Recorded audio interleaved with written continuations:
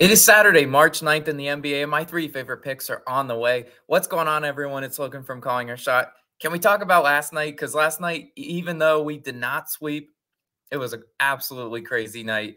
2-1 on the night. Austin had a great call with Giannis over. As I mentioned in my lean, I saw a ton of points coming in that game. I'm really glad we did cash on Giannis. And then we had the Sixers +9. That's too easy. No, just kidding. That took an absolute miracle from the heavens. I guess you guys probably turned it off or looked at the score at halftime and you're like, Logan, what was that, man? That terrible call.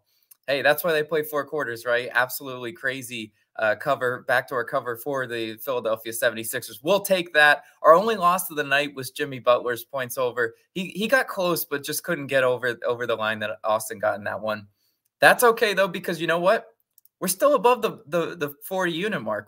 We're nearly plus 42 units on the season. Austin and I have talked about it. We really, really want to get to the plus 50 unit mark, and that starts with today's picks. Where are we going today? We're starting with a player prop, and it's going to be Austin's best bet of the day. Even though he's not in here physically recording with me, he went ahead and typed it up for us. So let's talk about it. It's a Detroit Pistons guy, so that means he's really good, right? Cade Cunningham, over 22.5 points, -115 odds on BetMGM, currently your best value there. Now, also, we would play this up to 23.5.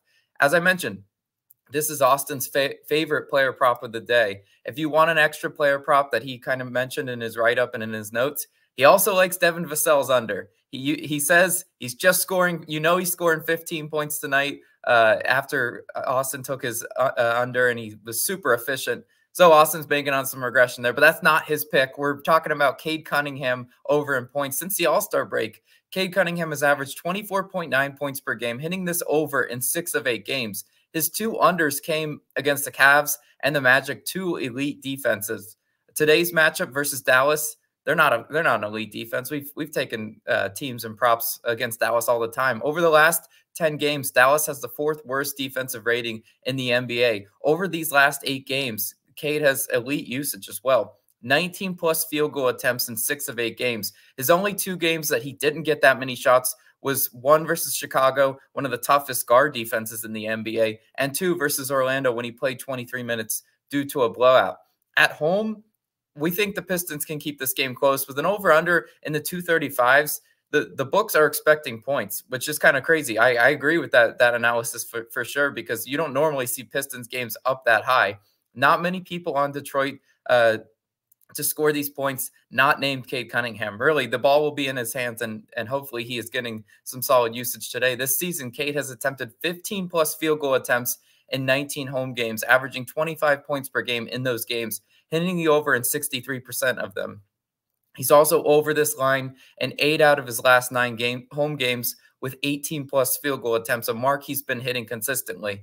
High usage players score points versus Dallas. They don't play defense, and I can't imagine, having a huge incentive to play against the lowly Pistons. I think this is one of those games that Dallas just lets them hang around. And a guy like Cade Cunningham is the perfect player to do that. Let's hope he's knocking down his shots today, and he's aggressive. His only career game versus Dallas was in 2022, where he scored 25 points. Hopefully he does get that done for us today. We're on his over 22.5 points. If it does go up, which normally these lines do move, also we do give it the stamp of approval, just 1 higher at 23.5. But let's talk about our first spread pick of the day. It's going to be a fun one, right? Going to the late night game, we're taking the Nuggets -12, -110 odds on DraftKings, your best value there. Now, I would also play this one up to 12.5 if that's where the spread does go. These lines move all the time. I'm kind of kicking myself because I really wanted to record the video and send out the plays to our DubClub last night when this line was 11.5, because I just knew when I woke up this morning it would be at 12 or 12.5 on some books. So that's kind of how these things work. Of course, the public is heavy on the Nuggets. Normally, you guys know me. I don't like to be on the public side. I actually love fading the public. It's one of my favorite things to do. But this is just a spot that I have to take the Nuggets, as square as it is.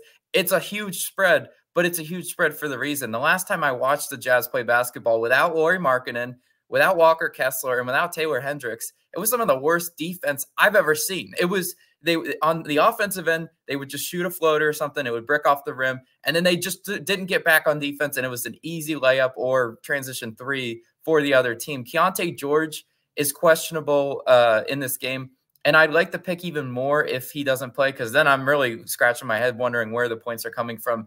Colin Sexton or Clarkson, like that's kind of it. If Keontae George does play, yes, maybe this line fluctuates really, but I kind of doubt it. He's not a superstar. Now watch him drop 35 tonight. These teams have split the season series so far, 1-1, each team winning a game so far, but the Jazz are so far from healthy. They're so far from the matchups that these teams already played. The Nuggets in Denver is where I'm comfortable laying this double-digit spread.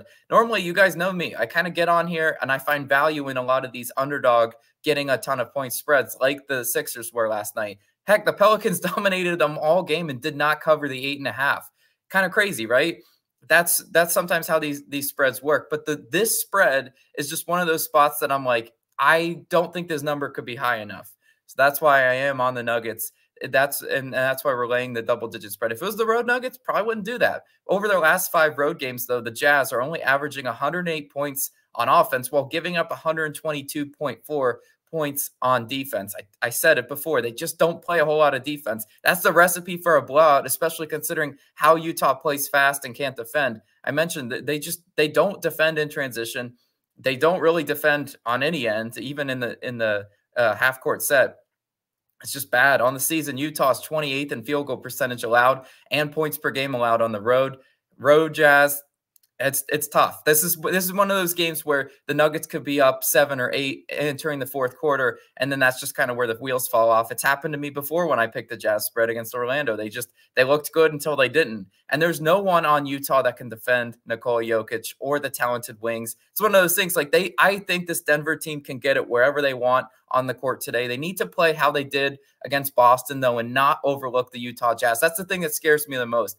Talent for talent, it should be Denver, no contest. But a lot of these NBA teams lose focus on who they're playing, and then sometimes that can get dicey. But I do really like the Nuggets today. Laying the big number, -12. Also would play this at 12.5 if that's where your book has it. It's just 12 has the push potential if that's where they land, because these spreads are pretty sharp. You guys are seeing it right now. The lines makers are doing their job getting these games really close. Let's go to our third and final pick. It's going to be an over-under. I don't know if you guys will like it because it's an under, but we're going to the Celtics versus Suns game, and I'm taking the under 226.5, -110 odds on BetMGM. Your best value there. Now, I also would play this at 225.5 if that's where it goes or if that's where your book has it. I saw a ton of 226s, so we should be pretty good on that end. I just don't see a high-scoring matchup between these two teams. Similar to the 115-109 game Boston just played in Denver, I see this one getting into the low to mid 220s, but not over that 227 to 228 mark. I mean, that's kind of the game flow I see. I see it getting one of those very sharp total where it hovers and it makes you nervous several quarters, but then in the fourth quarter, it just gets really tight between these two teams, and that's where the scoring stops. Boston is a great defense with Porzingis back. Their perimeter defense is amazing, and they held a great Nuggets team to just 19% from 3 in their last game. That's the recipe for success today. If Boston can go out and defend on the perimeter like they did in Denver, I'm feeling really solid about this pick. On the season, the Celtics are second best in opponents' points per game allowed on the road and second best overall in opponents' field goal percentage allowed on the road. This is a good road defense. That's why I am comfortable backing the under in this one, because I think the Celtics can really stop the Suns in this one. Booker and Tatum are both game time decisions but for this analysis, I'm assuming both play. They're stars like that are always those game time decisions, but the night before and even the morning before, it's just tough to know if they're going to play. But if neither of them do play, I would like the under even more. So we're going to go ahead and assume that they do play. But defensively, in back-to-back games on the road, the Celtics are under 110 total points. The reality is that a 3-point dependent team like Boston doesn't shoot as well on the road. I mean, the stats are there. If this game was in Boston, I would be a little bit more nervous, and I probably wouldn't be taking the under. But It's just one of those things that, Tatum and Brown, they can be slowed down a little bit on the road. Heck, we saw it in Cleveland. Remember when we had the Cavs game, the shots were falling in the first half, then they just went cold in the second half because on the road, you just don't shoot as well.